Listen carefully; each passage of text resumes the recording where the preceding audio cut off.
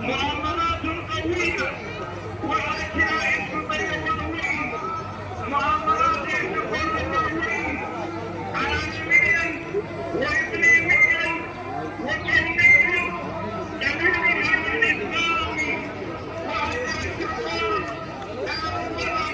الأول للعالمين ومملكة للعالمين إلى يوم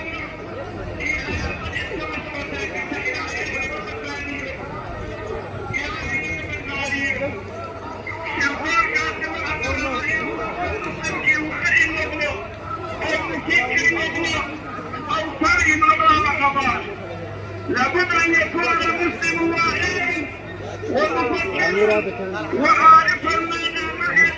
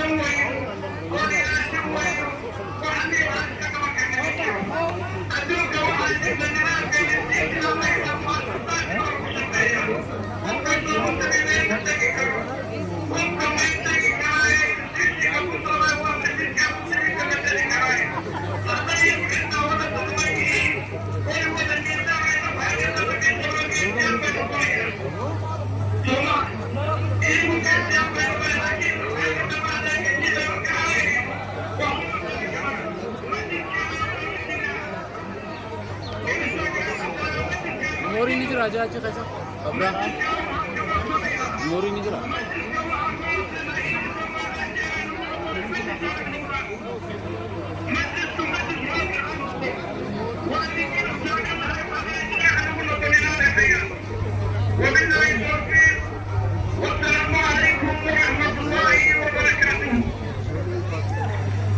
वालेकुम सलाम व रहमतुल्लाहि व बरकातुहू।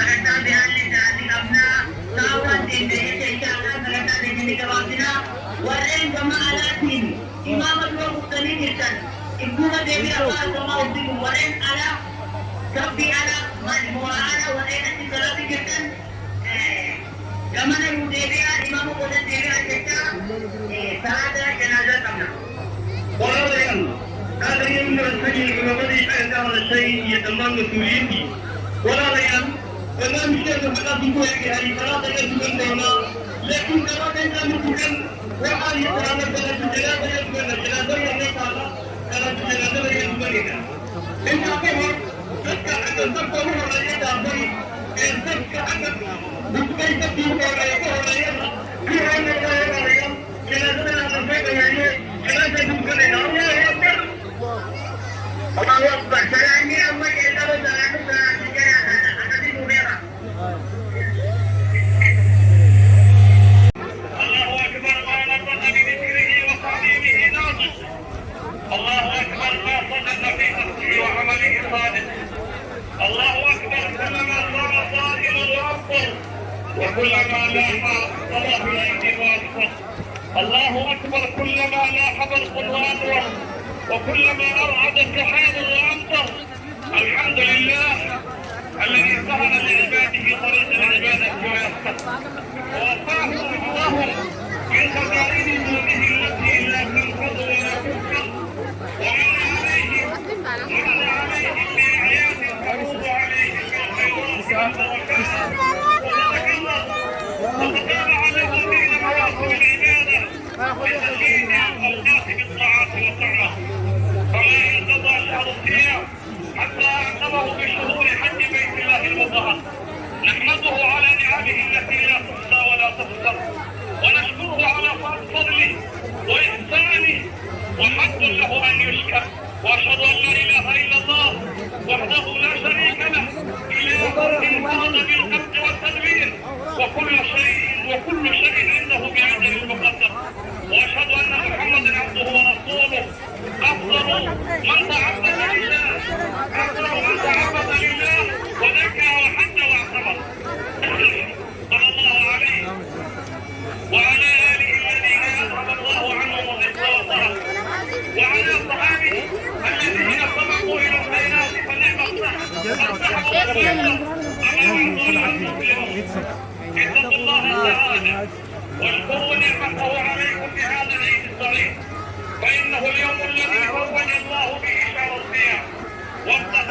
أشهر الحج إلى بيت الله الحرام، وأنزل فيه للصائمين والقائمين جوائز البر والإكرام. عيد امتلأت به القلوب فرحا وسرورا، وازدادت به الأرض بهجة ونورا، لأنه اليوم الذي يخرج فيه المسلمون إلى مصلاهم ليكبروا الله على ما هداهم ويشكروه بإتمام الصيام والقيام، عملا بقوله سبحانه: ولتكملوا العدة ولتكبروا الله على ما هداكم ولعلكم تشكرون. يسألون ربهم الجواد الكريم أن يتقبل عملهم وأن يتجاوز عن سيئاتهم وأن يعيد عليهم مثل هذا اليوم وهم في أمن وإيمان ورغد من العيش. عباد الله، هذا اليوم يوم الجوائز.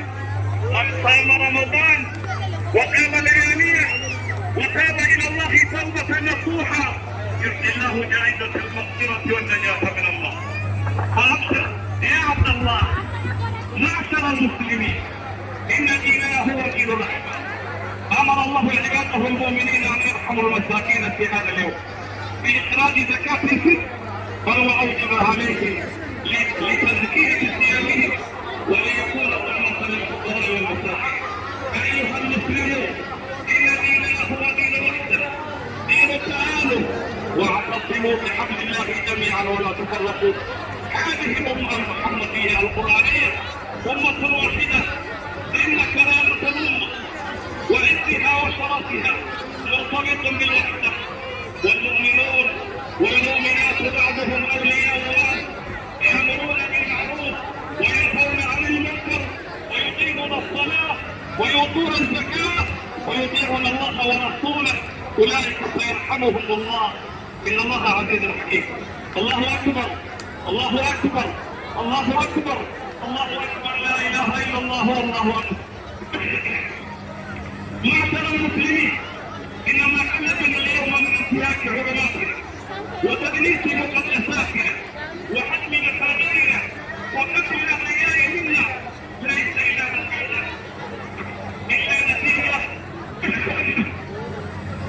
نتيجة ضعفنا، نتيجة عدم وحدتنا، نتيجة تفرقنا.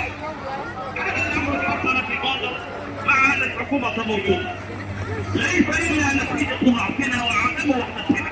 يقع هذا الأمر مرارا وتكرارا علنا وجهارا.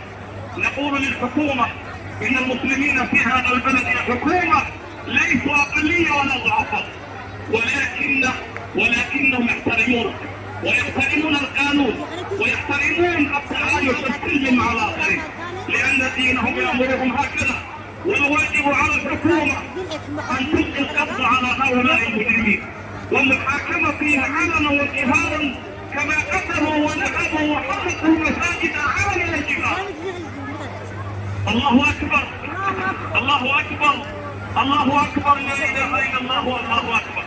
أيها المسلمون، كنتم في شهر البر والخير، تصومون نهارا وتصومون ليلا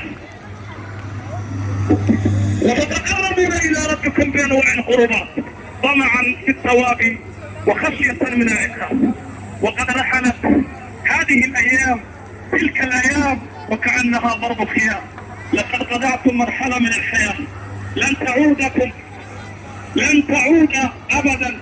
كم من مستقبل له في شهر رمضان لم يستكمله، وكم من معامل أن يعود إليه لا يدركه أبدا. هكذا أيام العمر، مراحل تقطعنا يوما بعد يوم في طريقنا إلى الدار الآخرة. يا عباد الله، يا عباد الله، يا من قمتم شهر رمضان، يا من قمتم لياليه، لا تهدموا ما بنيتم ولا تكونوا كالتي نقضت غزلها من بعد قوة أنكاثا. إن للقبول والربح في هذا الشهر علامات، وللخسارة والرد أمارات. ومن علامة القبول الحسنة، فعل الحسنة بعده، ومن علامات السيئة بعده. فاتبعوا الحسنات بالحسنات تكون علامة على قبولها، واتبعوا السيئات بالحسنات تكون كفارة لها ووقاية من خطرها. إن الحسن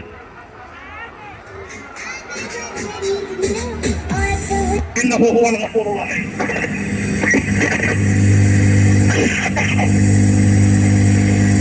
الله أكبر، الله أكبر الله أكبر الله أكبر الله أكبر، لا إله إلا الله والله أكبر ولله الحمد. الحمد لله الذي جعل العيد يوم فرح وسرور لمن صام رمضان وقام وتصدق وخشع وصام إلى الله. وكذلك يكون حسرة وندامة لمن عصى الله في رمضان، بل تخشى وجوههم غبرة تذهبها قطرة. وبعد أيها المسلمون اتقوا الله تعالى ولازم التقوى بعد رمضان، فإن تقوى الله رأس الأمر كله. اعملوا بطاعته تفوزوا بمرضاته، اجتنبوا محارمه،